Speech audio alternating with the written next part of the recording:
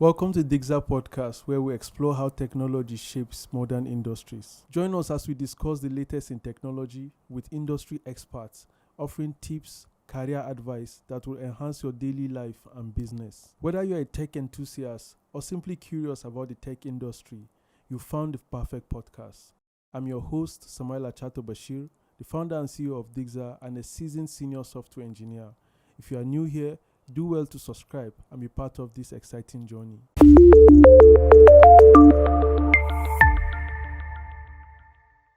Hi, welcome to another episode of Digza Podcast.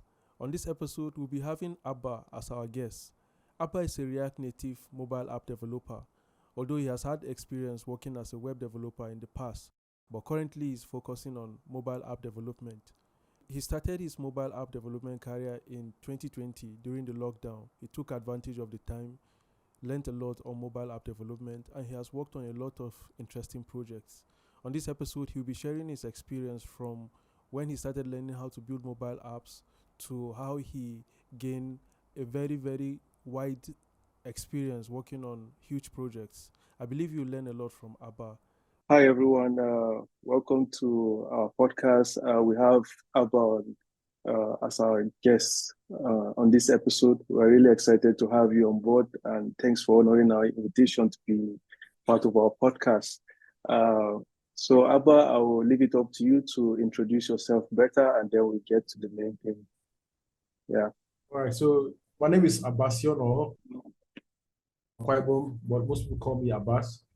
I'm a full stack developer focusing mainly on mobile development. So I've been a software engineer for about 6 years, and I have a master's in information systems.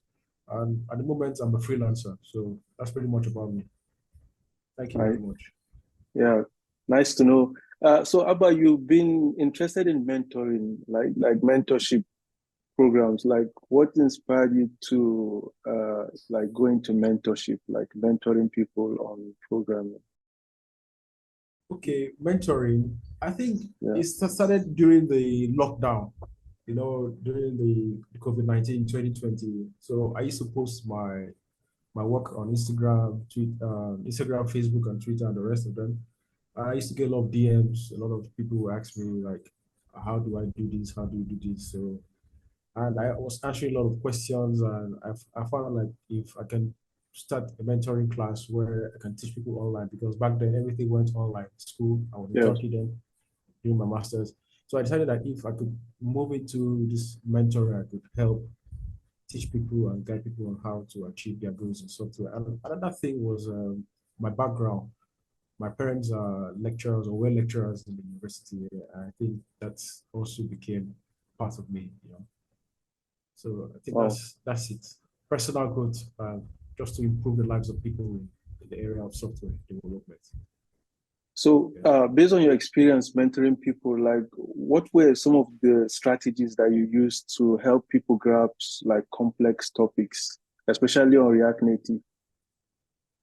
I think the best way my mentorees can grasp any topic, I think is basically if they can build projects, hands-on projects where they can build stuff like, let's say, an e-commerce app, a weather app, a to-do list.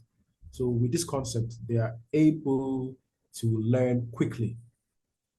Before that, they need to understand the core concept of whatever they're learning. For example, in React Native, the core component like view, the flag list, image. So those core components, including functional and class components, understanding states and props. So these are the topics that my students or mentorees need to understand. So first, understanding the the core concept of whatever you want to learn. Secondly, building projects, real life projects, and moving forward, they can keep themselves updated with new trends in tech and React Native. So I think that's pretty much it.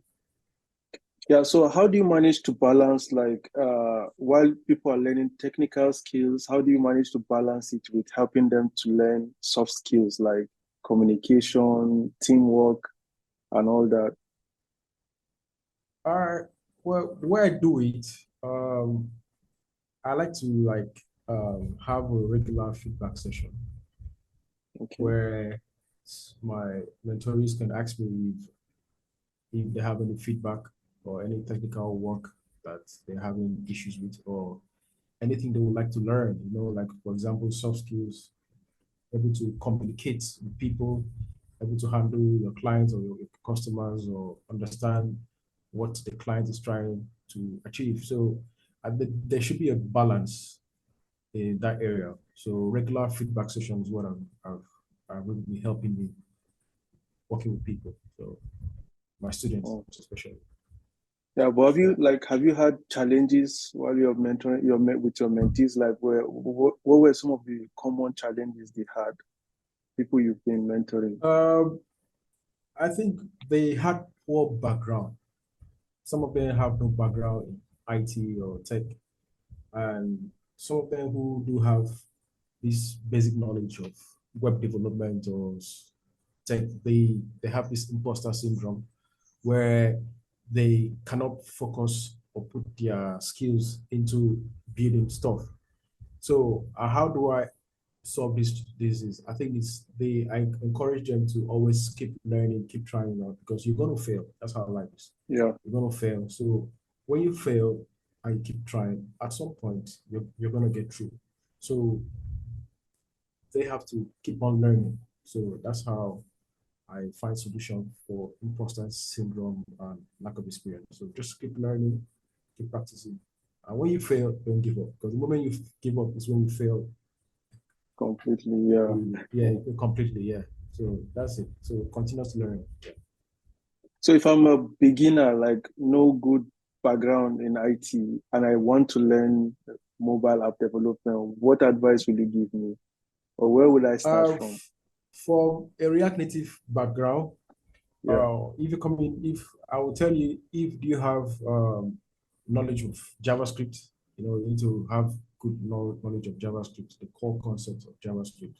So from there, I think it's an easy go for you to understand how to build mobile apps with React Native, because React Native is built upon the core components, and I said earlier on, core components of the view, the flatly scroll view, and all those core components. If you understand that and having a good knowledge of JavaScript, I think it's going to be a go for you. Then understanding other topics in React Native, like React navigation, very, very important. How to move from one screen to the other. That's basically it. Yeah. So you've been involved in a project called Trade the X, right? If I get it right. Yeah. That was a new Yeah. one. Yeah. Yeah, can you give us like an insight on how you feel technology is shaping business in Africa? Well, I was approached by a client last year, sometime in July, August last year. They want to build a platform where farmers can export, but not only farmers, traders, importers, exporters, and so on, where they can export and sell their farm produce or the produce in large scale, tons. So when they approached me, they gave me this idea, gave me their design and everything, and I looked at it and was like, this is really interesting. So currently, this can help farmers to sell their products to people within their area or outside. Let's say you want to sell you're in Calabar or in U, or you want to sell your items to people in Kano, or you want to sell from Kano to here down in the southern part of Nigeria.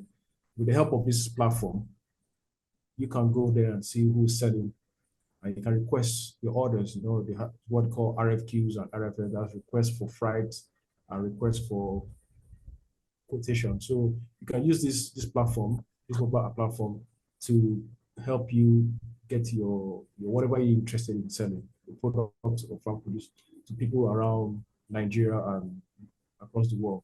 So another thing is I've realized, like platforms like Jumia, this platform helps to link buyers and sellers together for wherever they are in Nigeria or around the world. So I think this platform is going to be a big one in Nigeria if they're putting more money into it to build and try to streamline the the the edge between farmers and buyers. So I think that's it. So, like with the experience you've had, at least working with businesses to build their apps and all that, like, do you see like potential opportunities, like bigger potential opportunities, especially for upcoming engineers or mobile developers, people who are interested in learning mobile development? Like, what are the potential opportunities you are seeing for them, and then for businesses who have not, who are looking forward to adopt technology? Okay, looking at the country like Nigeria, where we are, Yeah, I think we have the the number of people. Our population is about 220 or 230 million. So if yeah, you're coming here, a lot of businesses do thrive here, although our economy is on the down low, but our numbers is unique and something that businesses or any startup can use these numbers to grow their business, and by doing so, the economy can also grow. So if you have a platform like, for example, Tradely, you know, with the numbers and the number of mobile users here in West Africa and Nigeria with our population, I think businesses can thrive. Although it will take time, but in the end game, it's going to thrive. So I think mobile solutions are another is a way where businesses can look into providing mobile solutions like mobile apps, like also the fintech industry is a very important industry that our population is very important. It's a selling point for us as a country where businesses can build software solutions that can take advantage of our numbers and also mobile users. That's pretty much it. All right. So the next thing I was going to like to have you share is what inspired you to choose mobile app development? Like, why did you go for mobile over web? Although you mentioned that you have experience with web development, but what made you settle for mobile? Okay, in 2020, during the lockdown, everyone had enough time to Yeah, plan to do whatever you want to do in life. And back then, everybody was into learning tech. Everybody was developing software, web applications rather. And I wanted something new. I needed something different too. And when I looked at the way people are buying phones, new phones are coming out, iPhone 11, 12, 13, Samsung and the rest of it. And everybody's always on their mobile phones rather than the computer. Everyone is using their mobile phones. So I'm like, why don't I go into this area of tech, building mobile apps? And in Nigeria, yeah, it's still growing. Nigeria is growing in the mobile app development space. So I wanted something new. It was a new thing for me, and I decided to go into that. So far, so good. It has been really successful for me. nice. You Yeah. have one of the most amazing workspaces I've seen. uh, I came across when I came across your profile, like, how Yeah. long did it take you to build this workspace, and where did you get your inspiration from? All right. When during my youth service in 2017, I had just a table, chair, and my old HP laptop. Back then, I used to serve in NASCO, and I when I started learning, improving on myself in my NYC, I started posting on Instagram. And Instagram, whatever you post and whatever you like, it's what's going to be showing towards you. And I was seeing advanced setup abroad. I was like, this is what I want. So I was inspired from Instagram and also YouTube too. I always go on YouTube and search stuff that's tech, learn from other senior developers, and I usually see their setup. So I got inspired from pictures and videos from social media, YouTube, and Instagram. And I started with my laptop. Then I got a small 17-inch HP monitor back then. And from there, I started getting some gigs, planning to how I'm going to expand my tech setup. And in 2020, when I first switched to Mac, I decided to go full time to seeing how I can get a wonderful workspace that meets my satisfaction. And since then, I've been thinking of improving on it. sometimes I get bored of what I have and try to change things around or buy new equipment. So I just like my experience. This is what gives me peace of mind. This is what makes me happy and it gives me the motivation to work. Yeah. Nice. I got inspired. I got inspired. Yeah. So actually, this is like to complement your initial response to how you got into mobile development. Out of curiosity, I felt maybe you could throw it out there for anyone who is already learning mobile app development. Like, how did you kickstart your career in getting gigs? Like, when you learned mobile app development, what was the next step? How did you start looking for opportunities to work on mobile projects? Okay, it still boils down to 2020. You know, virtually everything went online on social media. So I remember in 2020 when I just finished my master's in information security, information systems, specializing in security, data security of your personal devices. That's what I did my research on. And I started posting on Instagram, Twitter, and the rest. And a lot of people used to DM me like, Abbas, I need you to help me on my assignment. I need some mentoring and all of that. I'm like, wow, this is for real. I said, okay, I'll charge you so amount. And they agreed. They paid. So I'm like, okay, if I keep posting, I have more reach. I reach more people. So I started posting my work, whatever I do. I posted on Instagram, I posted on Facebook, on Twitter. And there and there, I had a lot of DMs, rather, I had a lot of people requesting my services. I said, okay, I have to go do this full time because I was making a lot of money and getting a lot of requests. So I said, let me do this full time. And there and there, I began posting all my work and my setup and everything I do. Then if you're interested in learning more about development, right? I think for me, coming from a JavaScript background, it's important that you have a good knowledge of JavaScript. Very, very important. And understand the advanced concept of JavaScript. When you do that, I think React Native or React is just a library you learn and implement. It's nothing hard there. Because of your knowledge of JavaScript, you can implement it working with function, APIs, hoisting, async wait and all of that. So when you have those core knowledge of JavaScript, you can easily switch to React Native to build mobile application. All you need to do is just to read the documentation and you're good to go. So you switch from there. I switched from there and I decided to post what I do on social media. A lot of people reached out to me and I want to build an app, I want to build this kind of app and all of that. So that's how I went full time into freelancing. Nice, interesting. Yeah. You worked on a project called Beat Mobile, right? Yeah. Can you tell us a little bit about the project and then maybe what are your steps? Like what kind of steps do you go through when you're building a mobile app? What are your process? All right. For Beat Mobile, it was actually I came in as a front-end developer. I didn't do okay. They had a back-end engineer already. So I just did the design and front-end development. So it wasn't a full stack thing.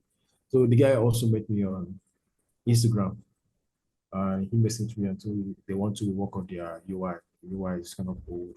Like he saw my work on Instagram and he wants some improvement. So it took about 2 months for me to work on the UI. I gave it to him and he was really, really impressed.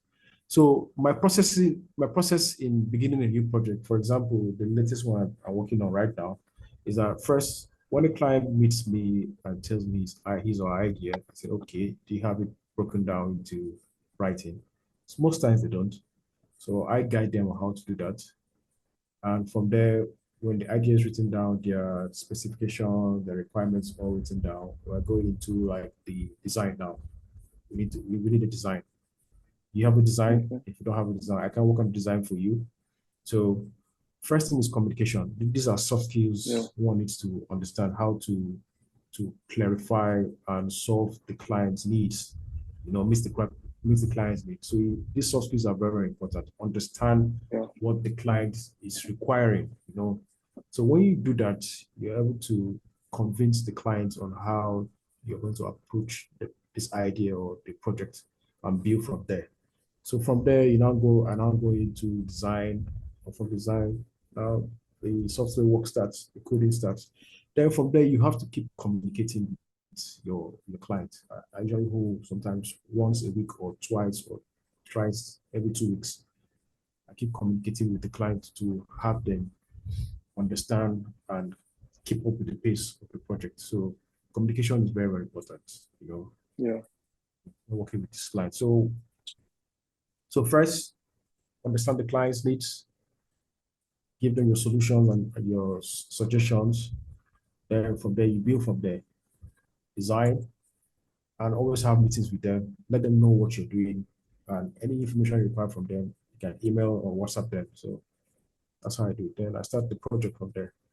It usually takes me for, let's say, for example, Tradely X took me about 6 months.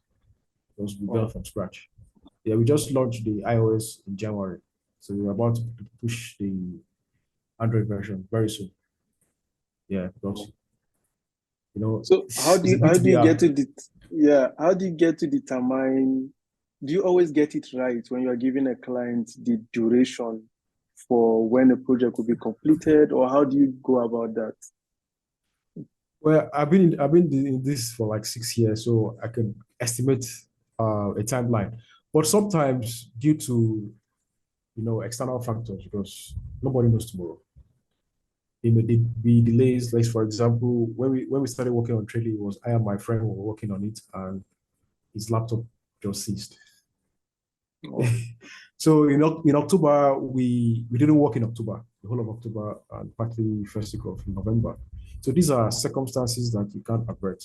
What if I was no more, or what if I had an injury? So it's best that as you as a freelancer, you have to give an estimate.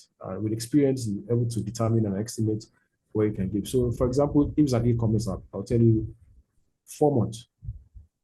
So within the 4 months, I know I give 2-3 weeks for testing.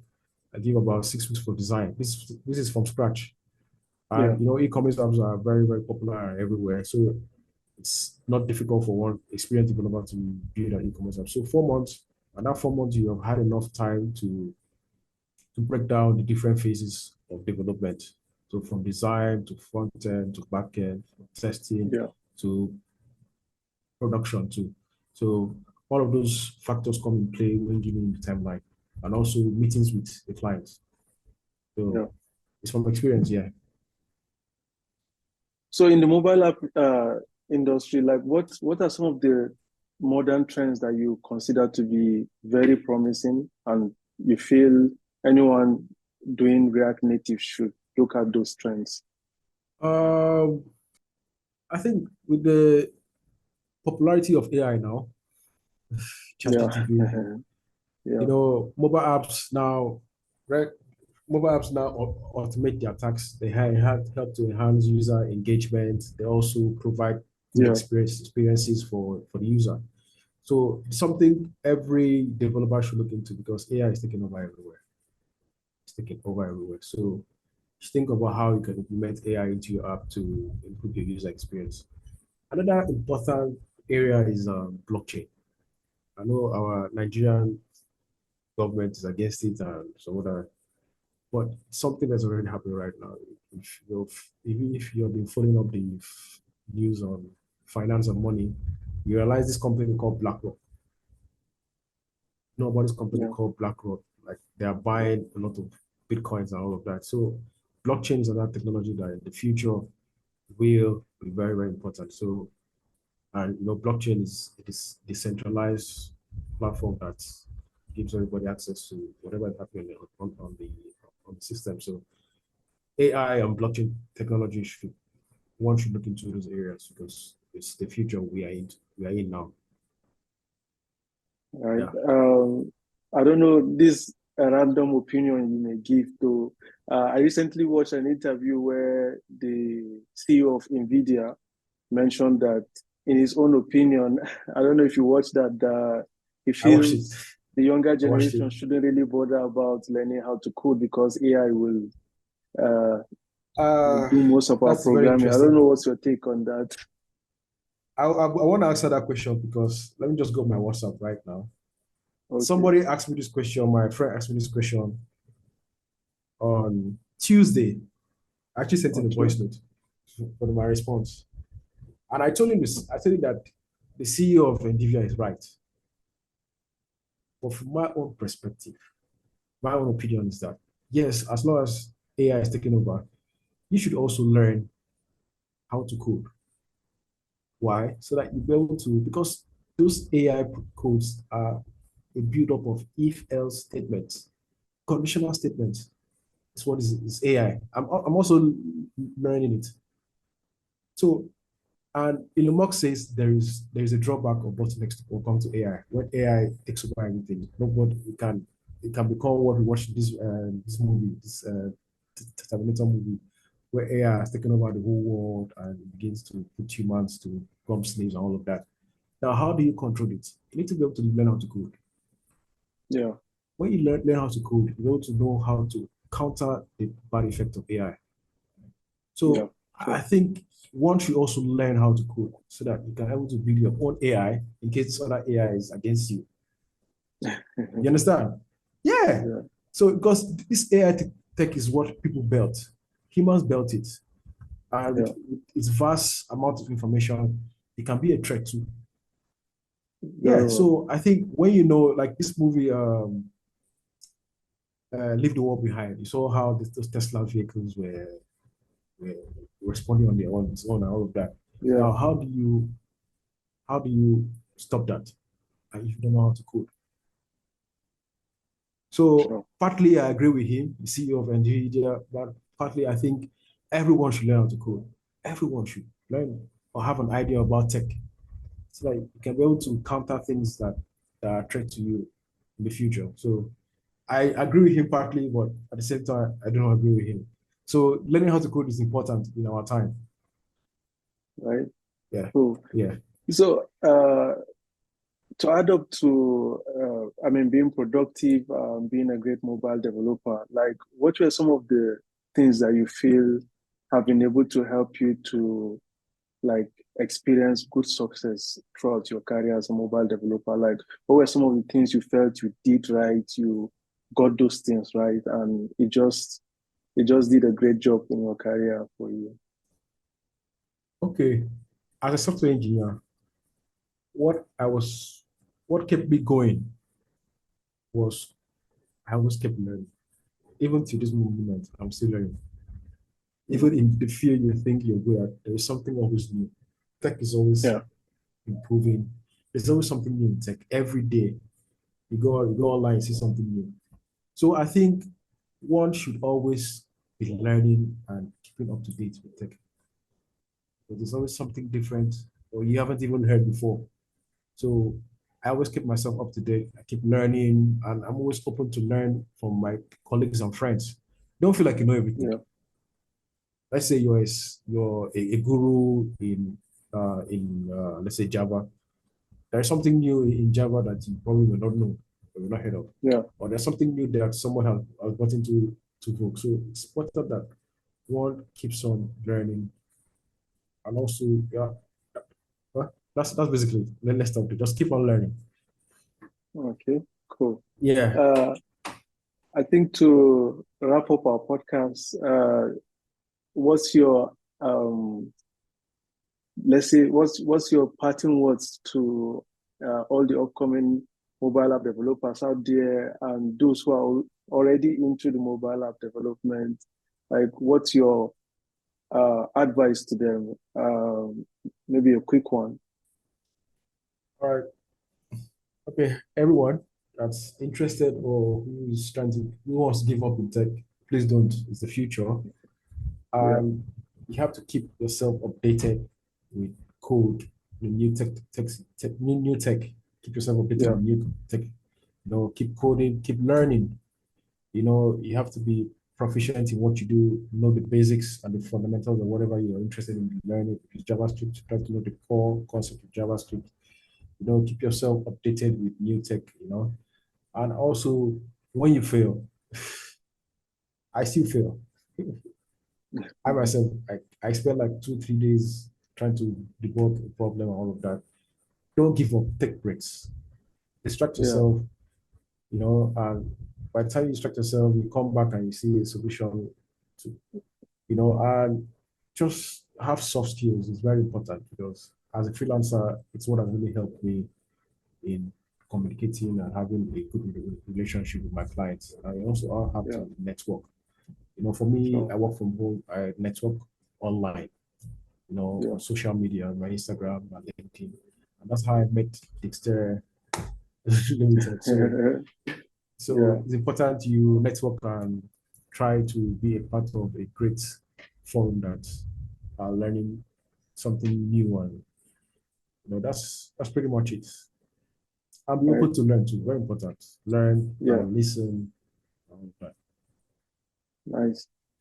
Thanks a lot for sharing your thoughts and your opinions on being a mobile app developer. I'm hoping that our viewers will have a lot to learn from you. And if they want to look for you, I don't know, where can they find you? You mentioned that you're active on Instagram, LinkedIn, Threads now.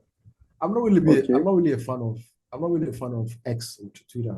I know I like it from the onset, but I do use it. But you can also reach me on my WhatsApp. My details are on my LinkedIn. So, all right. Thank you for having me. So, we'll share the details. Anyone who is interested in reaching out, always. And we can also work together. I and you can work together. Me and you can work together. Anyone. I like to work with teams too. Great to know. Thanks a lot. All right. Yeah. All right.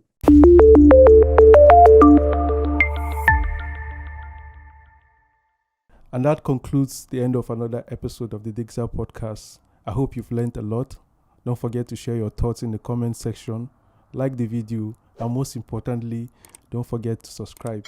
See you on the next episode.